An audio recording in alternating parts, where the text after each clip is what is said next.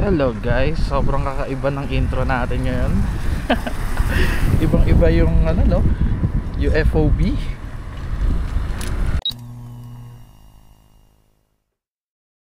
I mean yung POV. Or basta view. Ibang iba yung view kasi hindi dashboard yung makikita nyo, no? Kundi cockpit or ang tawag dito. Cockpit tawag yun, diba? Sa bisikleta. So wala tayong motor guys, and sobrang nami-miss ko na mag-vlog. Kaya ayan, nagbibisikleta tayo ngayon, going somewhere. Ay mga dad na sa cafe na yan eh, sa ano, Pops of Joy. So simula na nawalan tayo ng motor, tapos nagkakape-kape ako. Doon ako madalas magpupunta kasi malapit lang. Pero ngayon kasi parang sayang naman yung vlog natin kung doon lang tayo pupunta, no? Kaya layo tayo ng konti. Kaya din maaga tayo umalis eh. Kahit medyo mainit pa, umalis tayo na maaga kasi medyo matraffic dito. Lalo na pag nag-rush hour mamaya, labasan ng mga schools. Hirap lang kasi may mga asshole talaga sa kalsada eh, no? I just realized na hindi ko magana yung rear brake natin. See? Pretty much non-existent. I mean kumaagat siya pero not so much. Wala masyadong stopping power. So you have to be really fucking careful. Wala. Okay ba daan dito? Hindi ko sigurado. So meron tayong historical site dito guys. Ayan yung bahay na yan. Hindi ko sure kung familiar ang lahat kay Ramon Magsaysay. So ayan yung bahay niya. Former president ng ano, Pilipinas. Pero hindi masyadong tagal kasi namatay siya sa helicopter crash. So para siyang si ano, para siyang si Manny Pacquiao natin dati. Ay dati, oh yeah, dati. He was like a people's president. Mga masa ganun. Parang Manny Pacquiao, people's champion.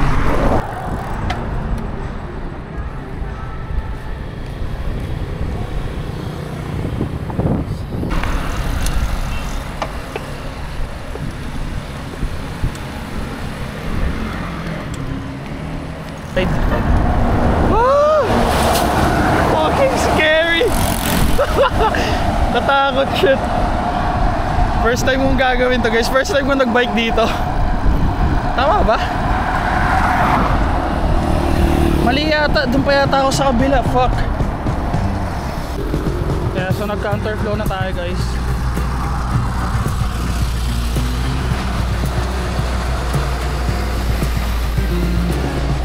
Kasi ito na yung kapehan na pupuntahan natin. Sana bukas.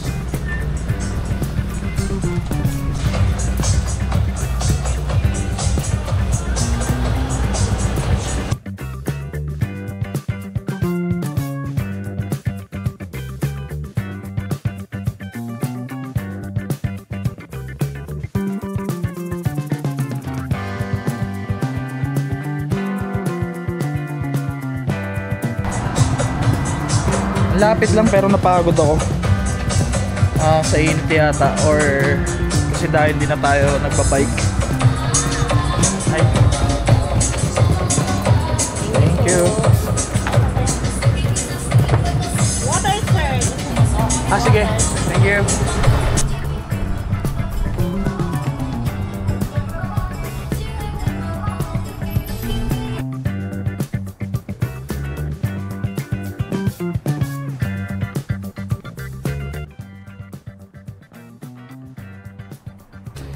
May nakita akong area habang pabalik na ako, tapos may nakita akong skinita na parang ganito view. Sabi ko pasukin ko, kaya Tininan natin kung saan tayo dadalhin na itong ruta na to. Ang cute eh. Ang ganda ng vibe eh, no? Yeah! Pag naligaw tayo, madali naman bumalik. Pero hindi tayo siguro maliligaw. Yeah, mga wala tayong pupuntahan dito. Mga kailangan natin bumalik. Pero meron akong naisip na isang ruta na puntahan namin before. Mga nakamotor kami, doon tayo punta. Mga kambing, no?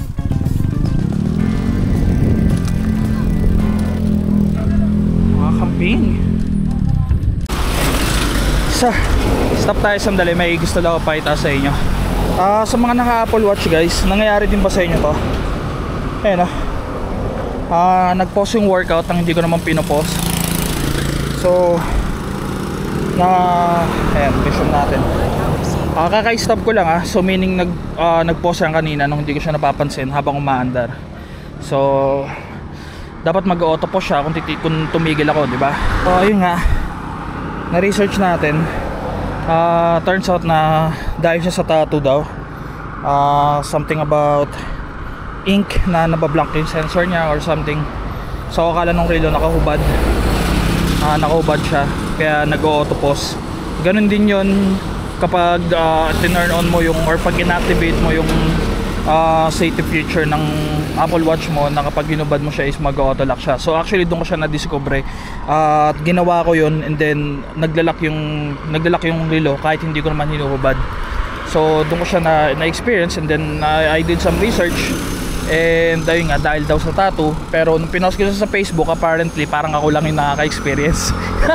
I mean sa circle namin or dito sa Pilipinas, kasi wala namang ibang nag-comment na kasi kahit ipinablic ko yun. Pero maybe this time sa uploaded na video natin na to, baka may mag-comment na naka-experience ng the same. Pero at least dalawang tao na personally kilala ko nagsabi na wala silang na-experience na ganito, kahit na naka full sleeves din sila. So ang ginagawa ko niyan, kapag nag-workout ako, nililipat ko siya sa kabilang braso ko, kasi dito ko maliit lang yung tattoo. The wind is getting stronger. My legs are getting tired. Conor McGregor impression. Oh shit. Hala, pagod na ako. My legs are fucking tired already. I wanna fucking go home. So yun guys, nilipat ko na sa kanan yung yung watch, kasi ayun nga, nagpo-pause talaga siya. Pero kapag nasa kanan, hindi nangyayari yun. Bihira. And nalangpasan din natin yung sinasabi kong pinuntahan namin one time na nag-ride kami. Nalagpasan ko na siya. So ito, pauwi na ng bahay ito. Gawin na lang natin next time yun. Breakfast ride siguro tayo. I'm thinking gawing regular part ng channel tong pagbabike, since recently I decided na rin talaga na to do more exercises, to be more active. It sounds so bad when you say it out loud, pero ayun nga, kasi nung recently nagpa-check up tayo, nagpa-blood work tayo, which is something we haven't done for a very long time, since nag-resign tayo sa corporate life. Ayun. And wala namang nakitang masama. Everything's good. Pero alam mo yung situation na good, but you're on your way. You're on your way there. Yung let's say borderline, parang gano'n, nasa borderline ka na. So you have to I have to change my lifestyle and be more active.